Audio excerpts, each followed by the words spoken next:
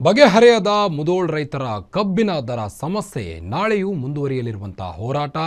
ಮುಧೋಳ್ ವರ್ತಕರ ಸಂಘದಿಂದ ನಾಳಿನ ಪ್ರತಿಭಟನೆಗೆ ಪ್ರತಿಭಟನೆ ಬೆಂಬಲಿಸಿ ನಾಳೆ ಅಂಗಡಿ ಮುಂಗಟ್ಟು ಬಂದ್ ಆಗುವ ಸಾಧ್ಯತೆ ಇದೆ.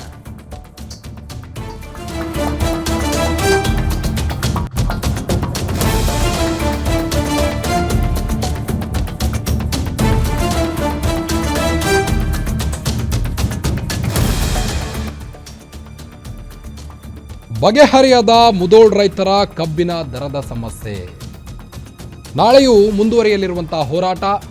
ರೈತ ಸಂಘದವರು ನಾಳೆಯೂ ಕೂಡ ಹೋರಾಟ ಮಾಡ್ತೇವೆ ಎಂದಿದ್ದಾರೆ.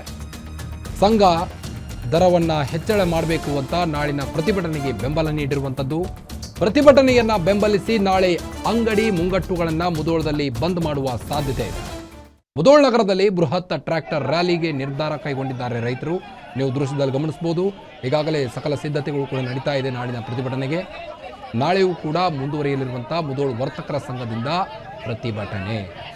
ಬೇಡಿಕೆ ಒಪ್ಪದ ಕಾರ್ಖಾನೆ ಮಾಲೀಕರ ವಿರುದ್ಧ ರೈತರು ಹೋರಾಟವನ್ನು ನಡೆಸಲು ಮುಂದಾಗಿದ್ದಾರೆ.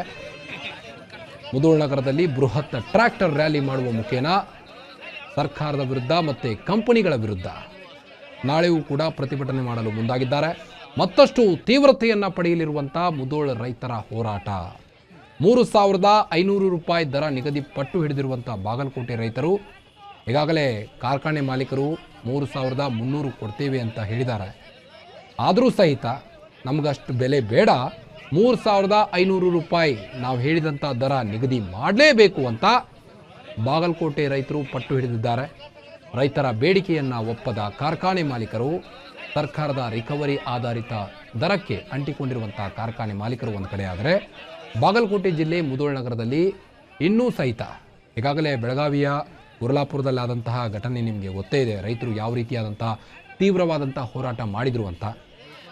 ಅದನ್ನು ಸರ್ಕಾರ ಹೇಗೋ ಮೀಟಿಂಗ್ ಕರೆದು ತಣ್ಣಗೆ ಮಾಡಿತು.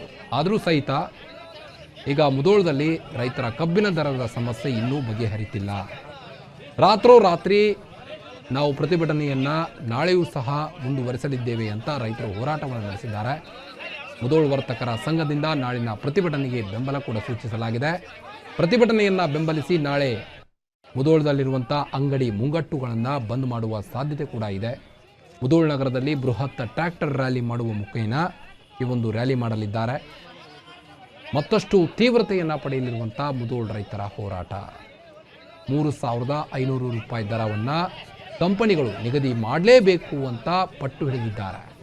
ರೈತರ ಬೇಡಿಕೆಯನ್ನು ಒಪ್ಪದ ಕಾರ್ಖಾನೆ ಮಾಲೀಕರು ಸರ್ಕಾರದ ರಿಕವರಿ ಆಧಾರಿತ ದರಕ್ಕೆ ಅಂಟಿಕೊಂಡಿದ್ದಾರೆ.